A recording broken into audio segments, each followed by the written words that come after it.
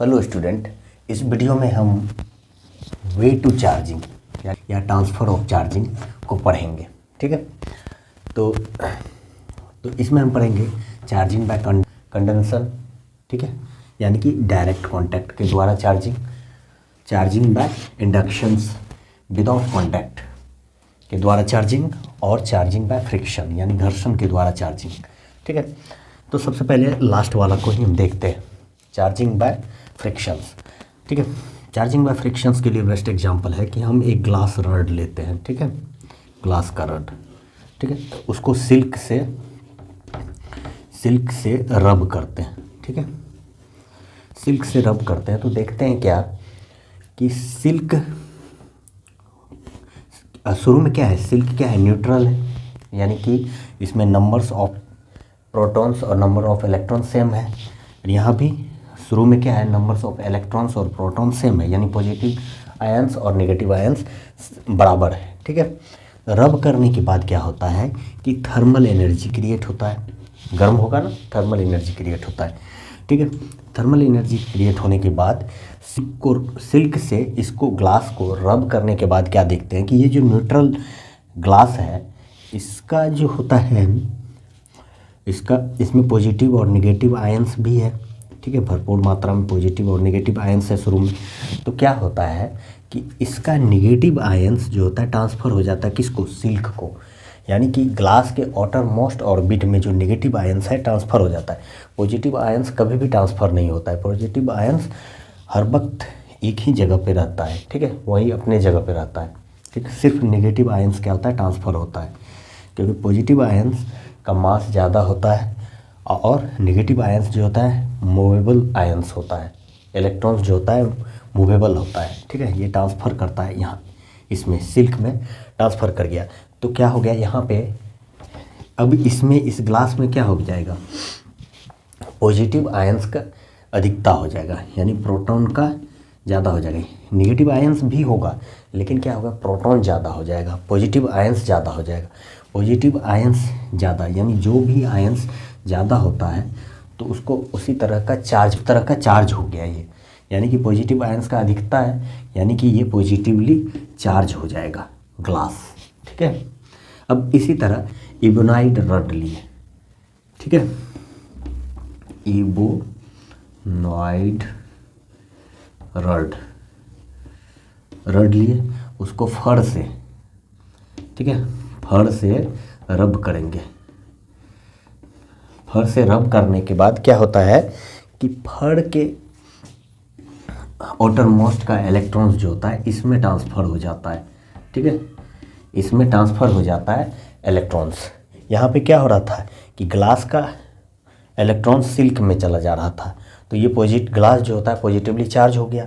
अब यहाँ पे फर का जो होता है नेगेटिव आयंस इसमें एक्युमुलेट हो गया, किसमें, इबोनाइट रड में।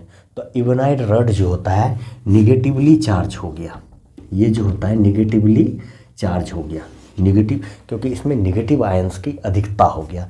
तो ये कैसे हुआ, फ्रिक्शंस द्वारा, घर्षण के द्वारा, क्योंकि यहाँ पे हम सिल्क को क्या किए, रब किए, सिल्क को रब किए तो पॉजिटिवली चार्ज हो गया ग्लास में। उसी तरह इबोनाइट रड में निगेटिवली चार्ज हो रहा है फर से रब करने के बाद।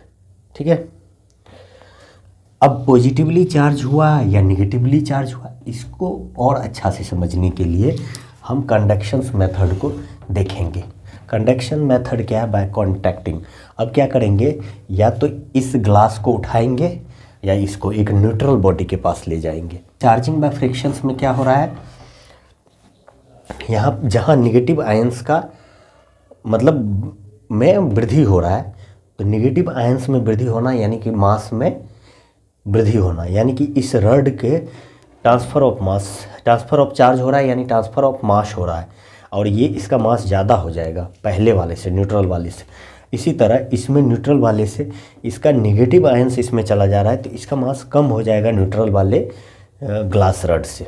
ठीक है, सिल्क का ज़्यादा हो जाए। तो क्या तौलने के बाद पता चलेगा, नहीं, तौलने के बाद केजी में मतलब पता नहीं चलेगा, क्योंकि इसका जो मास जो होता है इलेक्ट्रॉन्स का क्या होता है, 10⁻⁻⁻ में होता है, 10⁻⁻31। ठीक है, केजी में होता है। ठीक है, ठीक है। सिल्क से रब करने के बाद क्या देख रहे हैं, ग्लास में क्या होता है, पॉजिटिव चार्ज हो जाता है ग्लास रड। ठीक है, अब इसको क्या है, एक न्यूट्रल बॉडी के कांटेक्ट में लाते हैं, एक न्यूट्रल बॉडी के कांटेक्ट में इसको लाते हैं। न्यूट्रल बॉडी के कांटेक्ट में लाने का मतलब क्या हो गया, यहाँ पे इलेक्ट्रॉन्स, नंबर ऑफ इलेक्ट्रॉन्स और प्रोटॉन का संख्या सेम है, इलेक्ट्रॉन्स और प्रोटॉन सेम है, यानी कि नेगेटिव चार्ज और पॉजिटिव चार्ज सेम है। लेकिन जैसे ही इसके कांटेक्ट में लाए, यहाँ पे तो पॉजिटिवली चार्ज है, इसका इलेक्ट्रॉन्स जो होता है, इसमें जो इलेक्ट्रॉन्स होगा, ठीक है, इसमें जो इलेक्ट्रॉन्स होगा, ठीक है, ये इलेक्ट्रॉन्स इसमें जाने लगेगा। ठीक है, क्योंकि पॉजिटिव चार्ज जो है उसको अट्रैक्ट करने लगेगा इलेक्ट्रॉन्स को। और क्या है, यहाँ पे जो पॉजिटिव आयंस है वो तो अपने जगह पे ही रह जाएगा, लेकिन इलेक्ट्रॉन्स का क्या हो जाएगा, इस रड से कमी हो जाएगा, उसमें चला जाएगा इलेक्ट्रॉन्स, इसमें पॉजिटिव चार्ज का अधिकता हो जाएगा। यानी कि पॉजिटिव चार्ज का अधिकता होना, पॉजिटिव चार्ज का अधिकता होना ही क्या कहलाता है कि बॉडी पॉजिटिवली चार्ज है। इसका मतलब ये नहीं है कि इसमें इलेक्ट्रॉन्स नहीं है, इलेक्ट्रॉन्स होगा, लेकिन क्या है कि पॉजिटिव चार्ज का अधिकता है, इसीलिए इसको बोलते हैं, ये जो होता है धन आवेशित रड हो गया। ठीक है, पहले क्या था, न्यूट्रल था, लेकिन जैसे ही पॉजिटिवली चार्ज मतलब पार्टिकल्स को या रड को लाए तो क्या हो गया, ये दूसरे रड को भी पॉजिटिवली चार्ज कर दिया। ठीक है, इसी तरह इवोनाइड को लाते हैं। ठीक है, निगेटिवली चार्ज को लाएंगे तो क्या हो जाएगा, न्यूट्रल से कांटेक्ट में, न्यूट्रल ऑब्जेक्ट के कांटेक्ट में लाएंगे निगेटिवली चार्ज को। यहाँ पे तो क्या है, न्यूट्रल है तो पॉजिटिव आयंस और नेगेटिव आयंस सेम होगा अभी स्टार्टिंग में, और जैसे ही कांटेक्ट में लाए तो नेगेटिव चार्ज जो होता है क्या करता है, यहाँ से तो कोई पॉजिटिव को तो अट्रैक्ट करेगा नहीं, नेगेटिव क्या होता है, इसमें जाने लगेगा, क्योंकि पॉजिटिव क्या होता है, आयंस कहीं जाता नहीं है, नेगेटिव आयंस ही यानी इलेक्ट्रॉन्स ही मूवेबल होता है, तो इलेक्ट्रॉन्स इसमें बढ़ जाएगा। ठीक है, इलेक्ट्रॉन्स की अधिकता हो जाएगी। ठीक है, इलेक्ट्रॉन्स की अधिकता, और इलेक्ट्रॉन्स की अधिकता होना यानी कि नेगेटिव आयंस का अधिकता हो जाना, नेगेटिव आयंस में का बढ़ना, ये क्या कहेंगे, ये जो रड है, ये जो न्यूट्रल रड है, ये जो है नेगेटिवली चार्ज हो गया अब।